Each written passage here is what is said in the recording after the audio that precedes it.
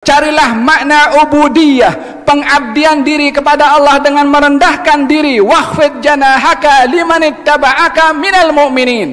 Wahai Muhammad Rasulullah, ikhfid janahaka, rendahkan sayapmu. Ini perintah Allah Subhanahu wa taala kepada baginda Rasulullah untuk meletakkan sayap sebagai simbol untuk bertawadhu. Kepada siapa Nabi disuruh bertawadhu? Adakah kepada orang yang lebih baik daripada Rasulullah? Adakah kepada guru Rasulullah? Adakah kepada sesiapa sahaja yang dimaksudkan dalam ayat tersebut? Walaupun beliau adalah afdalul khalqi ajma'in. Wakhfid janahaka limanittaba'aka, rendahkan sayap kepada orang yang mengikut kepada engkau daripada orang-orang yang beriman. Jangan takabur dengan orang-orang beriman. Kalau Rasulullah disuruh oleh Allah merendahkan sayap, bertawadhu kepada semua orang beriman, tak kira orang beriman itu imannya tinggi ataupun rendah, Allah mengeneralkan dalam ayat ini untuk bertawadhu. Apatah lagi kita yang tak sampai kepada sebesar debu kedudukan Rasulullah lalu hendak bertakabur dengan orang lain. Siapa kita untuk menganggap lebih baik daripada orang lain, sementara orang yang sudah diisytiharkan lebih baik oleh Allah di atas semua makhluk diperintahkan untuk bertawadhu kepada semua makhluk. Lalu apa hak kita untuk merendahkan kepada orang lain?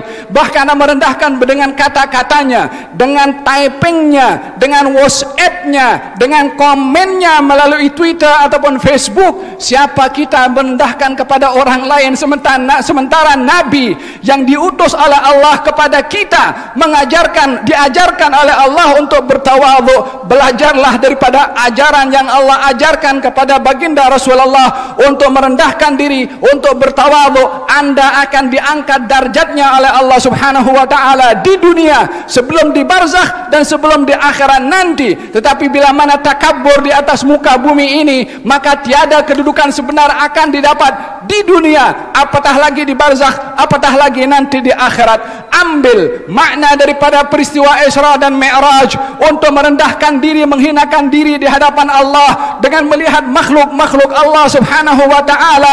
Tempat untuk kita mengambil iktibar daripada Allah Subhanahu wa taala melalui interaksi kita dengan semua makhluk Allah Subhanahu wa taala. Ambil makna daripada darjat orang yang akan diletakkan oleh Allah, dijaga matanya, dijaga telinganya, tangan dan kakinya bila mana merealisasikan hakikat penghambaan diri kepada Allah Subhanahu wa taala. Wa ibadur rahman alladzina yamshuna 'alal ardi haunan wa idza khatabahumul jahiluna qalu salama. Hamba-hamba Ar-Rahman, hamba-hamba Allah berjalan di atas muka bumi ini dalam keadaan apa berjalan?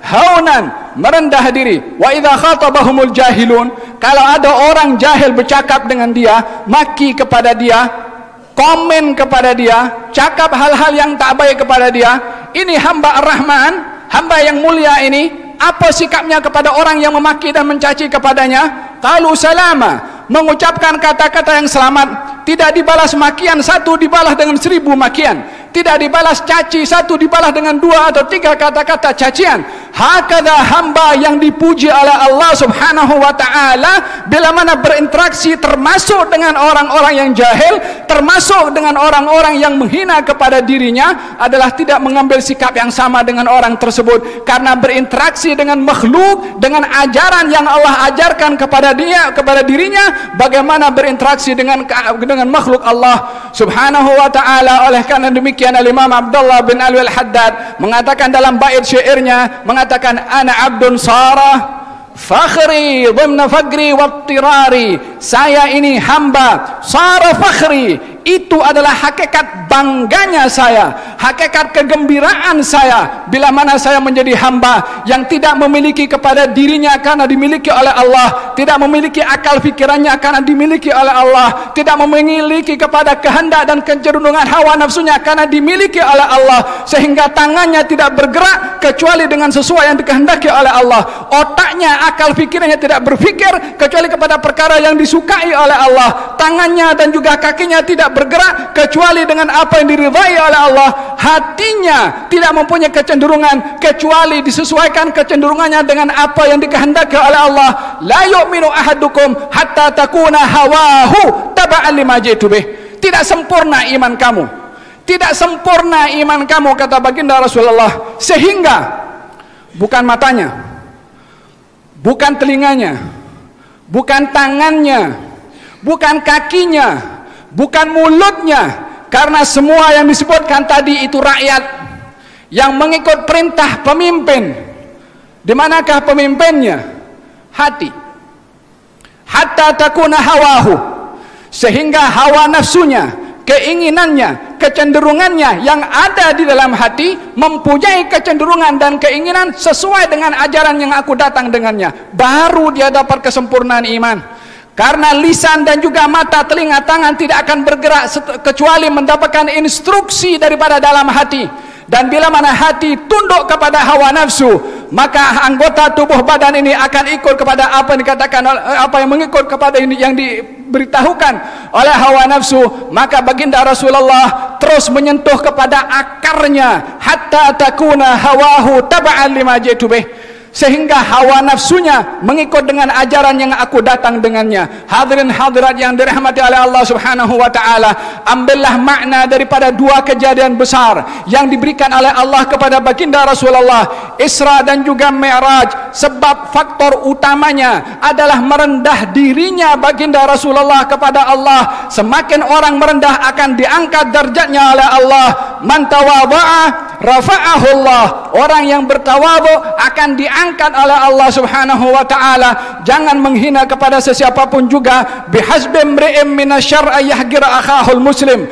Cukup seseorang melakukan kejahatan dan keburukan kalau menghina orang muslim yang lain dengan lisannya, dengan tangannya, termasuk dengan matanya. Wa idza marru bihim yataghamazun. Kalau ada orang Islam lalu di hadapannya memberikan isyarat dengan matanya menghina kepada orang yang lalu, ini juga adalah bahagian daripada penghinaan yang seseorang bila mana menghina kepada orang lain tidak dapat mendapatkan hakikat pengabdian diri kepada Allah Subhanahu wa taala. Kita berdoa kepada Allah Subhanahu wa taala dalam peristiwa Isra dan juga Mi'raj baginda Rasulullah sallallahu alaihi wa ala alihi wasallam, nabi yang agung, nabi yang mulia, nabi yang diangkat derajatnya oleh Allah Subhanahu wa taala. Moga-moga Allah Subhanahu wa taala memuliakan kita dengan baginda Rasulullah yang dimuliakan oleh Allah Subhanahu wa taala, dan dijadikan oleh Allah kita sebaik-baik umat yang menghargai perjuangan dakwah nabi yang dimuliakan oleh Allah Subhanahu wa taala, dan dijadikan oleh Allah Subhanahu wa taala golongan yang mengambil iktibar daripada peristiwa Isra dan juga Mi'raj Nabi Muhammad sallallahu alaihi wa alihi wasallam